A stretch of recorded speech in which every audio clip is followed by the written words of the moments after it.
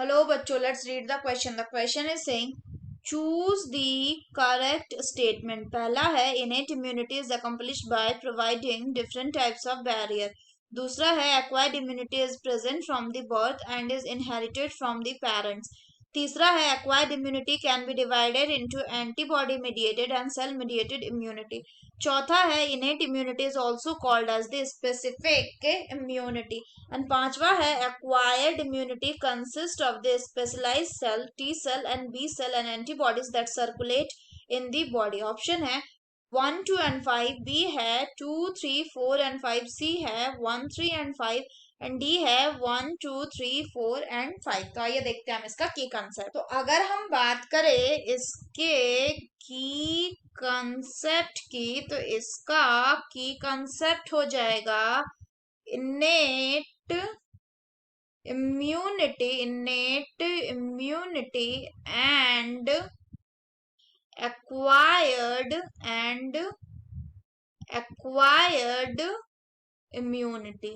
innate immunity and acquired immunity. तो अगर हम बात करें innate immunity की, तो जो innate immunity होता है ये प्रेजेंट होता है कैसे? इट इज द इम्यूनिटी जिसके साथ इंडिविजुअल बॉर्न होता है. So this is the immunity with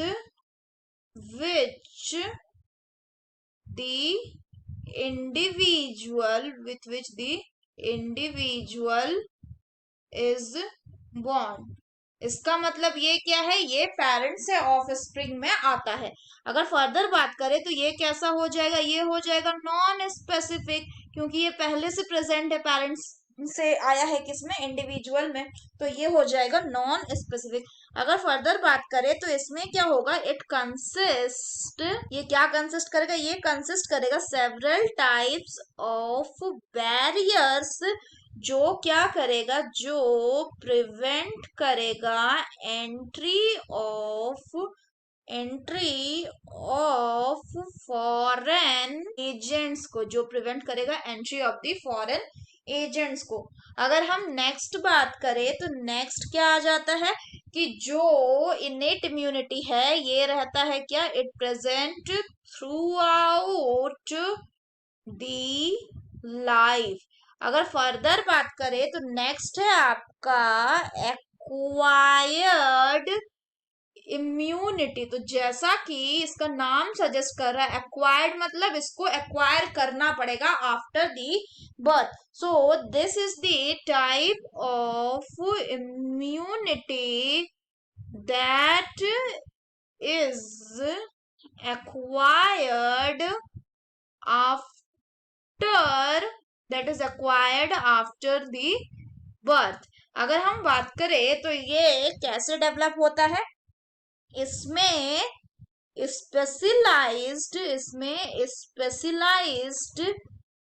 T and B cells का इस्तेमाल होता है. दे आर यूज्ड एंड इनके कारण से क्या होता है कि एंटीबॉडीज जो होते हैं वो प्रोड्यूस होते हैं इन दी बॉडी. तो अगर बात करें ये एक्वायर्ड इम्यूनिटी की, तो ये क्या है? ये होता है आपका शॉर्ट लिव. फर्दर अगर हम बात करें, इनका शॉर्ट लाइफ होता है, यानी ये क्या है? ये शॉर्ट लिव्ड है, शॉर्ट लिव.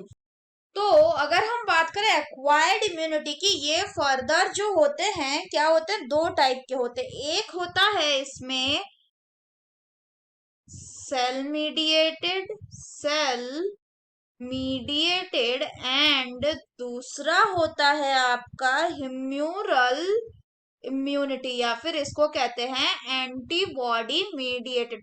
सेल मीडिएटेड जो है इसमें टी लिम्फोसाइट्स इन्वॉल्व होते हैं, और जो ह्यूमरल या फिर एंटीबॉडी मीडिएट होते हैं इसमें बी लिम्फोसाइट्स इन्वॉल्व होते हैं. तो अगर हम दिए गए स्टेटमेंट की बात करें तो इनेट इम्यूनिटी जो होता है वो अकम्प्लिश होता है by providing different types of barrier. तो ये स्टेटमेंट बिल्कुल सही है. दूसरा बोल रहा है कि acquired immunity is present from the birth and is inherited from parents. तो ये गलत है, क्योंकि एक्वायर्ड इम्यूनिटी को आफ्टर बर्थ एक्वायर करना पड़ता है पैथोजन के इनकाउंटर से। अगर तीसरे की बात करें, तीसरा बोल रहा है acquired immunity can be divided into antibody mediated and cell mediated, तो ये स्टेटमेंट बिल्कुल सही है। चौथा बोल रहा है इनेट इम्यूनिटी को स्पेसिफिक बोलेंगे, तो नहीं, ये नॉन स्पेसिफिक है, तो ये स्टेटमेंट कैसा हो गया, रॉन्ग। पांचवा हो गया कि एक्वायर्ड इम्यूनिटी में स्पेशलाइज सेल होंगे जिसको T cell and B cell बोलेंगे, एंड एंटीबॉडी जो प्रोड्यूस होगा वो सर्कुलेट होगा इन द ब्लड, तो ये स्टेटमेंट कैसा है, ये स्टेटमेंट भी करेक्ट है। सो हमें correct statement, so the correct statements will be statement 1, statement 3 and statement 5. So the correct option will be option C. So that's all for the question, बच्चों. Hope you understood it well. Best of luck.